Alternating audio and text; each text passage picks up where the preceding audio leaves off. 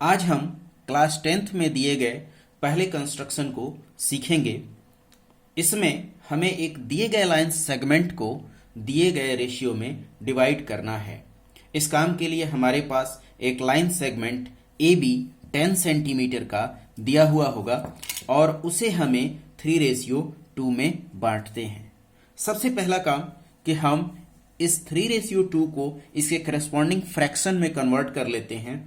आप देख सकते हैं कि इसे हमने corresponding fraction 3/3+2 is equal to 3/5 में कन्वर्ट कर लिया है। आइए इस कंस्ट्रक्शन को सीखते हैं। सबसे पहले हम एक लाइन सेगमेंट 10 सेंटीमीटर का खींचते हैं। इस लाइन सेगमेंट को हमें 3:2 में बांटना है। इसे हम नाम दे देते हैं ए बी।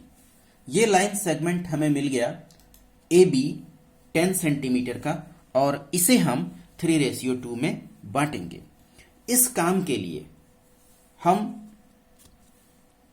ए बी के नीचे, ये काम ऊपर भी कर सकते हो, लेकिन जिधर आपको आवश्यकता हो या जिधर जगह हो आप वैसा करोगे। हम एक रे खींचेंगे ए बी के साथ एक्यूट एंगल बनाते हैं। कोई भी एक्यूट एंगल, कोई मेजर नहीं करना है, एक अंदाजा से आपको एक्यूट एंगल बनाते हुए एक रे खींच देना है ऐसे। मैं इस कंस्ट्रक्शन को बनाने के लिए पेंसिल की जगह पे पेन का प्रयोग इसलिए कर रहा हूं ताकि हमारी लकीरें वीडियो में उभर कर आए। आपको इसके लिए पेंसिल का प्रयोग करना है। हम यहां पर इसे x से रिप्रेजेंट कर देते हैं। हमने कोई एक्यूट एंगल बनाते हुए ए बी से एक्यूट एंगल बनाते हुए एक रे हमने खींचा है AX। इस AX में हम 5 पार्टीशन करेंगे। ध्यान दीजिए ये 5 कहां से आया। ये करस्पॉन्डिंग फ्रैक्शन जो है ना, करस्पॉन्डिंग फ्रैक्शन का ये जो डिनोमिनेटर है ये है वो 5। ध्यान रखेंगे जब हम करस्पॉन्डिंग फ्रैक्शन बनाएंगे, करस्पॉन्डिंग फ्रैक्शन में जो बड़ा होगा, अगर ऊपर बड़ा है तो उसे, अगर नीचे बड़ा है तो नीचे। इस केस में यहां नीचे बड़ा है, नीचे 5 अंक है। हम इस रे को एक अंदाजा से दूरी कंपास में लेंगे और 5 बराबर टुकड़े करेंगे। एक बार देख लेते हैं क्या हम इतनी दूरी लेकर 5 टुकड़े कर पाएंगे अंदाजा से। 1 2 3 4 5। हाँ, 5 तो कर सकते हैं, लेकिन ये काफी दूर जा रहा है। हम थोड़ा सा और कम कर लेते हैं। इस बार देख लेते हैं 1 2 3 4 5। इस बार कर पाएंगे। चलिए हम शुरू करते हैं। वो मार्किंग करना ध्यान दीजिएगा। ए से हम एक मार्क इस रे पर ही लगाएंगे। पहला मार्क। अब इस पहले मार्क पर फिर से निडिल रख के दूसरा मार्क, फिर जो मार्क आया उस पर निडिल रख के फिर तीसरा मार्क, फिर इसके बाद जो मार्क आया इसके बाद चौथा मार्क, इसके बाद जो आया इसके बाद 5वां मार्क। हम टोटल 5 मार्क लगाएंगे। यहां पर हम इन्हें A1 A2 A3 A4 A5 से रिप्रेजेंट करेंगे। एक बार मैं फिर दोहरा दूं, हमने 5 टुकड़े इसलिए किए क्योंकि करस्पॉन्डिंग फ्रैक्शन में डिनोमिनेटर और न्यूमरेटर में सबसे बड़ा अंक है 5। अब आगे की कार्यवाही करते हैं। जो डिनोमिनेटर है, डिनोमिनेटर इसका 5, इस डिनोमिनेटर से हम b को मिला देते हैं। इस समय हमें बड़ा छोटा नहीं खोजना है, हमें पार्टीशन करते टाइम बड़ा छोटा खोजना है। यहां पर हम b से इस डिनोमिनेटर वाले पॉइंट यानी A5 को मिला देते हैं। हमारे न्यूमरेटर का पॉइंट है 3। हम इस A3 से इस एंगल A5B के बराबर एक एंगल बनाएंगे। A3C। एंगल के बराबर एंगल बनाने वाली जो प्रक्रिया है आप इसे ध्यान से देखेंगे।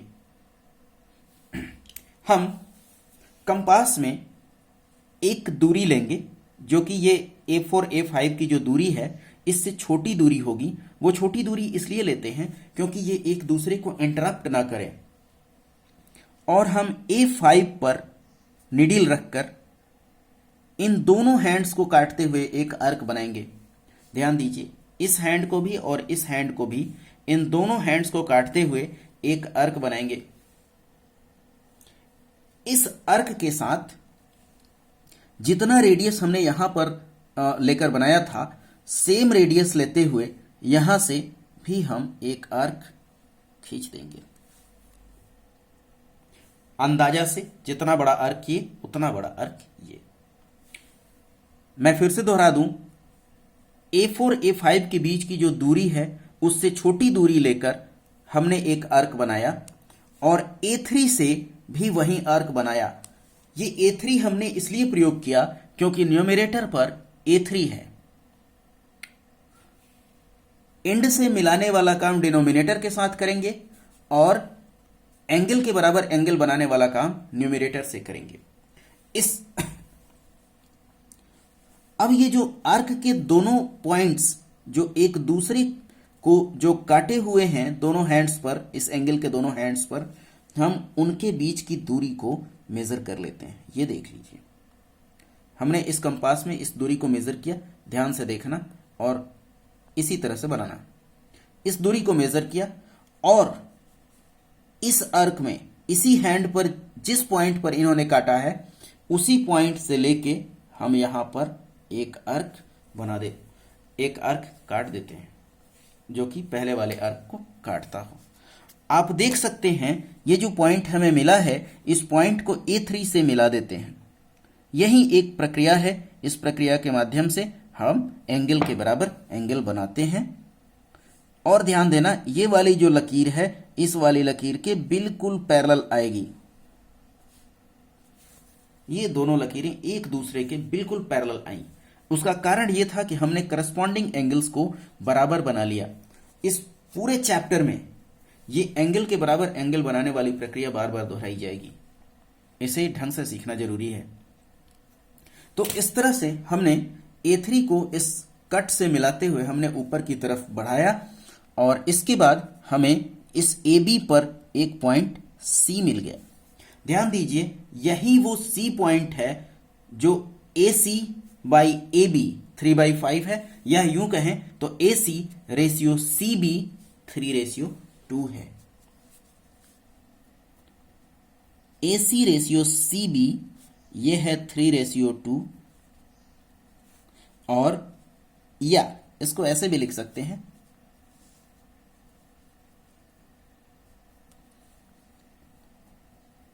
AC by AB is equal to 3/5। ये दोनों एक ही चीज। तो इस तरह से हमने अपने इस कंस्ट्रक्शन को पूरा किया।